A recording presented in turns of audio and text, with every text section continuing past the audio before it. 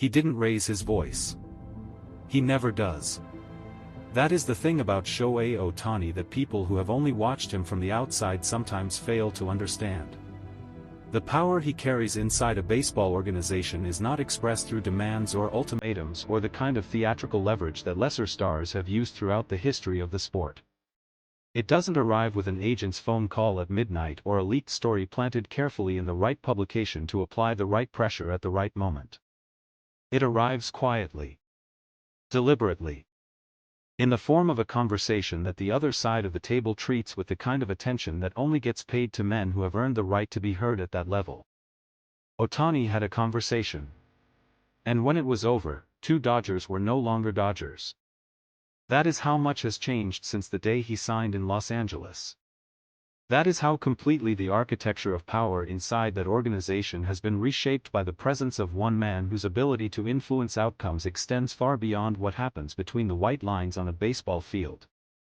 The request was accepted. And now Roki Sasaki and Dalton Rushing are headed somewhere else. To understand what just happened, you have to start in a place that most people haven't thought about carefully enough.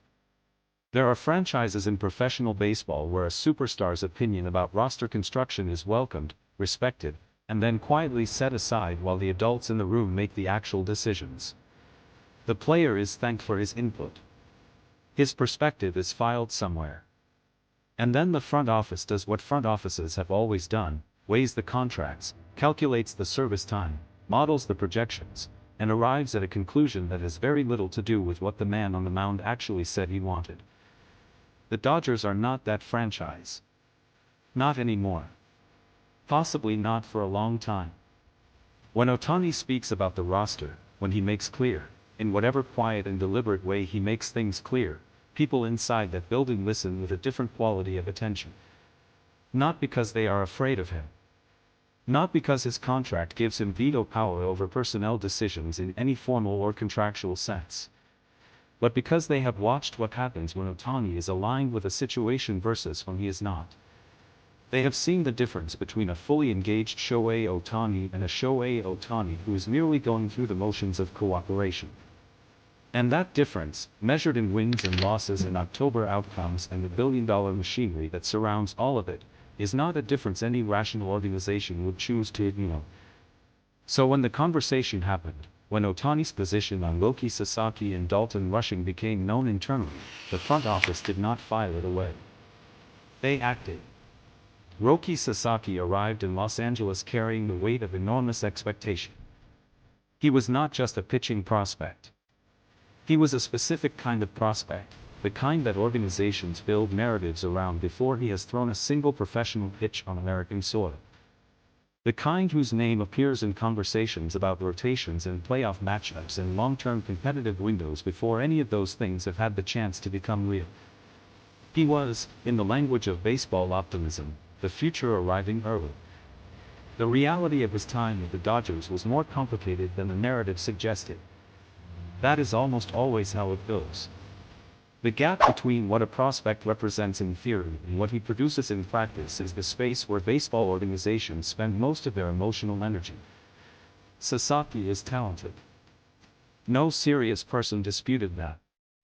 The arm was real. The repertoire was real. The potential, measured by anyone willing to look at it honestly, remained genuine even when the results on the field told a more uncertain story. But potential and fit are two different things.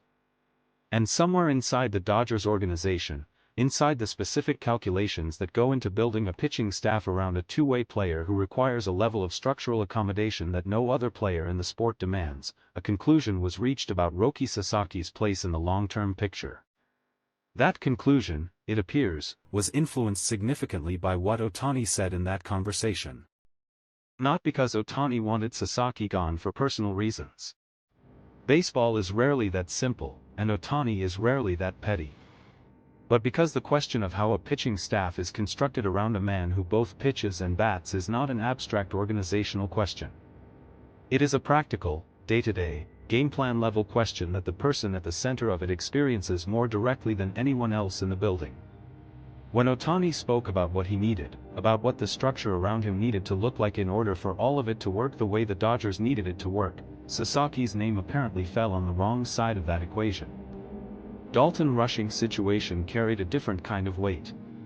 Where Sasaki's departure is about pitching staff architecture and rotation construction and the complex mathematics of a two-way player's roster impact, Rushing's exit is about something more personal. More human. More connected to the kind of story that baseball produces when a young player's trajectory intersects with the specific gravity of a superstar's presence in ways that neither of them fully anticipated.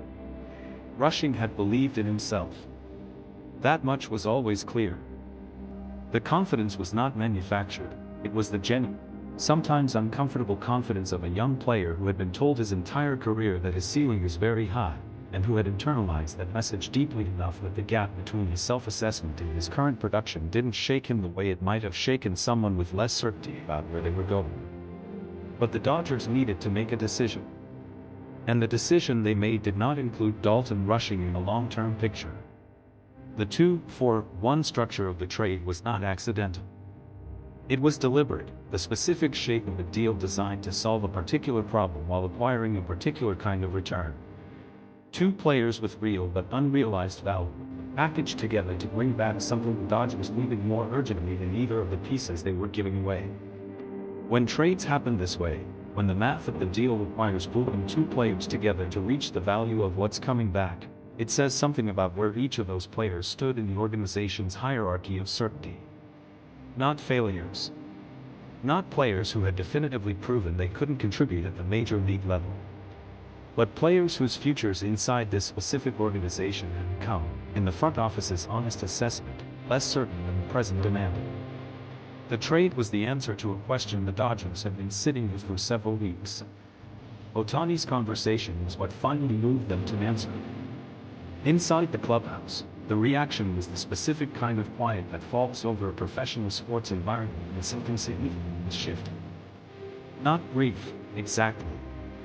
Baseball players understand roster movement in a way that civilian life rarely requires anyone to understand anything, as a constant, as a given, as the background noise of career spent in a sport that treats humans as assets with fluctuating values and expiration dates. No one breaks down. No one makes a scene. The equipment gets packed. The handshakes happen. The locker gets cleared. But quiet is not nothing. Quiet in a clubhouse that has just lost two of its own is a specific kind of acknowledgement, the recognition, unspoken and shared, that what just happened was real and that the team standing here now is different from the team that stood here yesterday. Roberts addressed it. Briefly, in the way he addresses most things that require acknowledgement without requiring elaboration. He spoke about the players who were leaving with the respect that genuine respect produces, not the performed, organizational kind, but the acknowledgement of men who had been part of something and had conducted themselves in ways that deserved to be recognized on the way out. And then he looked forward. Because that is what the best managers do. They honor the past for exactly as long as the past deserves to be honored, and then they turn toward whatever is coming next. What was coming next, in this case, was the player arriving in the other direction. The piece coming back. The reason the 2-4-1 structure had been built the way it was built and accepted the way it was accepted. Ohtani's fingerprints on this moment aren't everywhere, even where his name doesn't appear directly. This is what happens when a player of his magnitude reaches a certain level of trust with an organization. The decisions stop being made in spite of his perspective and start being made in alignment with it. Not because he controls the front office, he doesn't, not formally, not on paper. But because the people who do control the front office have watched him operate closely enough to understand that what he sees from his position is not the same thing they see from theirs. He sees the game from the inside. From the mound, from the batter's box, from the specific vantage point of a man who experiences every roster decision as something that either makes his job more possible or more difficult. That perspective is not replaceable by any amount of analytical modeling. It is the kind of intelligence that only comes from being, on a daily basis, the most important player on a team that is trying to win a World Series. When Ohtani said what he said, the Dodgers listened because they have learned that listening to Ohtani, on matters like this, tends to produce better outcomes than not listening to him. The trade was the proof of that lesson applied in real time. Roki Sasaki will pitch somewhere else now. He will carry his arm and his potential to a new city, a new organization, a new set of expectations that may or may not align more cleanly with what he is actually able to produce in the field. Whether he becomes, somewhere else, the pitcher that everyone in Los Angeles hoped he would become, that part of the story hasn't been written yet. Dalton Rushing will chase his ceiling somewhere else too. With a fresh start, a new uniform, and the specific kind of motivation that departure from a place you believed in tends to produce in players who still got something left to prove. And the Dodgers will move forward. Reshaped. Recalibrated. Built a little more precisely about whose quiet conversation set all of this in motion. That is the nature of what Ohtani has become in Los Angeles. Not just a player. Not just a contract. Not just a number on a lineup card or a name on a pitching schedule. He is the axis around which everything else turns. Two players found that out this week in direct ways. The trade was accepted. The jerseys were packed. And the Dodgers, as they always do, Tom was already preparing for his next start.